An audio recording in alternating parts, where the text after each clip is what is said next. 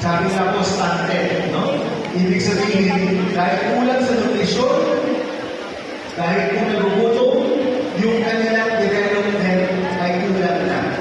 Kapag hindi maagapan ang nutrisyon sa napakababang edad, buong buhay na po yan, apektado. Alam po yan ng mga guro po natin. Tama po. Ito po yung magandang balita. Yung 120 days na feeding program sa DepEd, ma-extend natin to 200 days. Yan po, lumabas na po yan recently sa Senado, ito nakarang Wednesday, in-extend po namin siya para talagang yung mga bata po may pagkain kada araw na nasa eskwelahan po sila.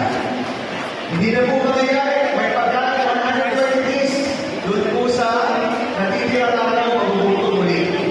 Ma-extend po natin yan to 200 days. Pangatlo, ito pong problema po natin sa internet. Alam ko po, yung mga guro po ngayon, marami po dito po mga millennials at Gen Z na mga guro, alam ko po, pag natuturo po tayo, gamit na talaga ang ating mga equipment at technology. I'm sure dito po, sino po dito may mga TV sa kanilang classroom kamay, kasi halos lahat meron na. Eh, syempre po, maganda yan, pero mas maingat kung may internet tayo. Magagamit natin yung mga makabagong AI tools. Magagamit natin mga video mula sa internet para makapagturo. At kung kasi maganda yung internet, eh baka yung pag-check ng mga papeles natin, makatulungan pa tayo, di ba? Alam ko po, yun yung mga hinahanap sa mga guro. Kaya yun naman po sa CICT, tinutulungan po natin ang pag-implement ng free internet access law.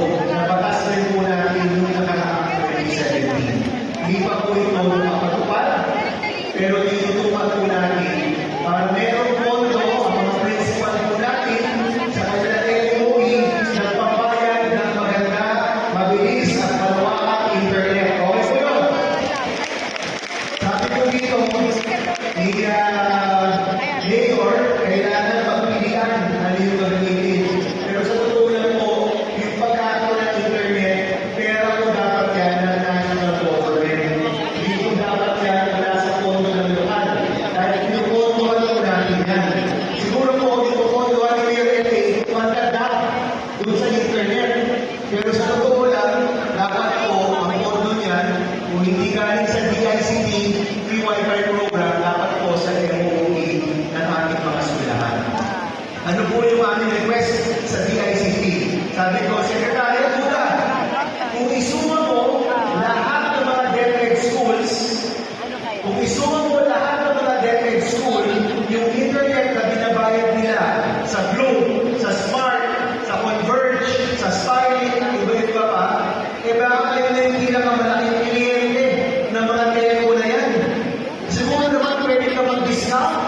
Kumili ka naman ng discount nung suma muna ang binabayad ng DepEd sa mga telco, higit bilyon sa isang taon. Eh yung nagbabayad po kayo, kapresyo na lang po yung mga ibang tindahan at ibang mga bahay. Doon po sa inyong lugar. Yung mga principal po dito, alam nila yan, wala namang preferential rate. So, pakiwala ko po, sabay-sabay tayo bilang isang ahensya, sabay-sabay tayo mag-negotiate dito sa mga telco para makuha natin yung pinakamagandang presyo at pinakamagandang serbisyo. At kung yung DICT, matupad na po yung kanilang pangako, ang pangako po nila, mas mabilis at mas malawak ang internet sa ating mga eskwelahan by the end of 2025.